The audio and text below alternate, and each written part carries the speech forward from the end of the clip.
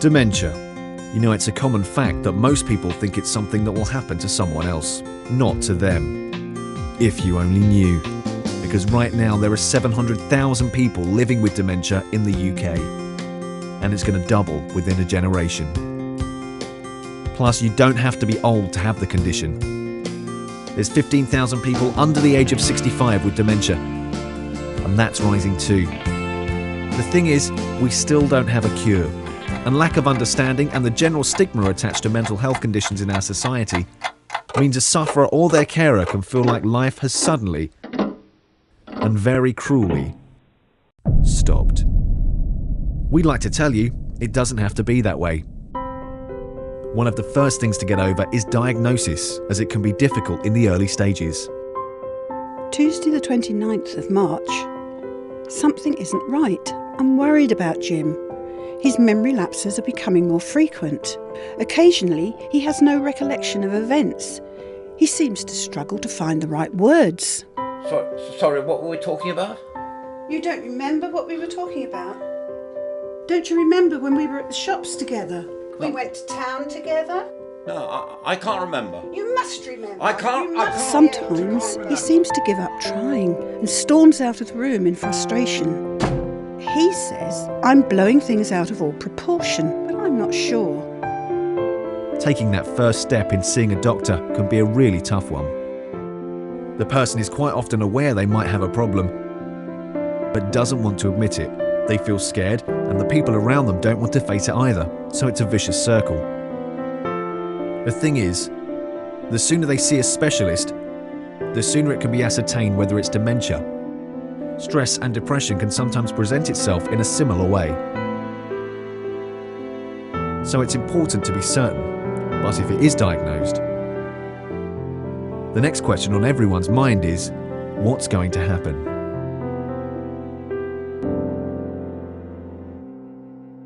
Wednesday the 16th of May. Went with Sally to the GP. I'm told that I'm suffering from some kind of dementia. Sally didn't take it very well. I feel useless. Will I be a burden? Will I have to go into a home? This is really frightening. Most people think the worst when they're diagnosed. But the truth is, dementia doesn't just appear overnight. It usually develops over a period of years. There are at least 2/3 of people living with dementia in their own homes, and in its early stages, it's really all about making a few adjustments, not completely changing the quality of life altogether.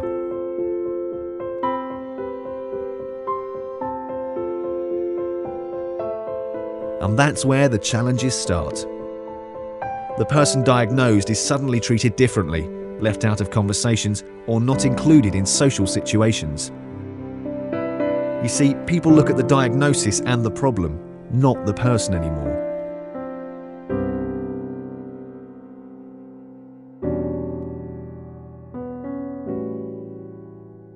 Wednesday, 16th of July. Our world has gradually become quite small. We seldom socialise nowadays, people don't visit. They can't cope with how Jim has changed, which I find hurtful, because Jim is still Jim. On the rare occasions when we do see people, they either talk over him or ignore him. It's as if he no longer matters, like people think he's invisible. Family and friends stop calling or visiting because they don't know how to handle it, and the carer is sometimes left totally isolated. The worst part is that even Jim's family don't want to know. Even his daughter seems too busy to drop by. Perhaps they're afraid, or in denial, or simply can't be bothered. It breaks my heart. Unfortunately, we see this a lot. It's very common, and I don't think people realise how important it is to include people in everyday activities who have dementia. So if you're a family member or a friend, just popping by or crossing the road or a little bit of natter on the phone can make all the difference. Normal activities that people did before diagnosis are sometimes dropped, and it really doesn't help because doing things builds confidence. For example, if you like bowling or going dancing, what's stopping you from continuing this for as long as possible? So what it boils down to is that it's other people's attitude that causes the stigma, not the person diagnosed or the carer. But the good news is, there's now an incredible amount of support and help out there. There's dedicated support groups offering activities and social events all over the county. Monday the 31st of August.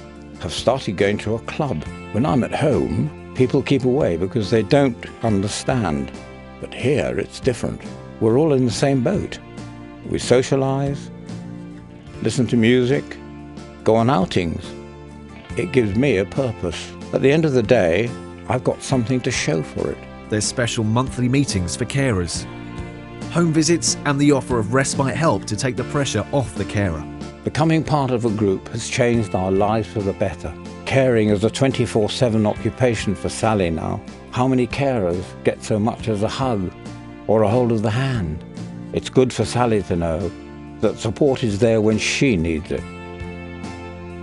This can be really important for the carer because it's not only an emotional roller coaster, it can be very exhausting caring for someone when the condition is in its more advanced stages. Plus, you can now become a member of the Foundation Trust. The Foundation Trust exists to give you a greater say in how our mental health services are run here in Suffolk. And by becoming a member, you can be part of that and have your say. Anyone can join from as young as 12 years old. You don't have to currently be using any mental health services.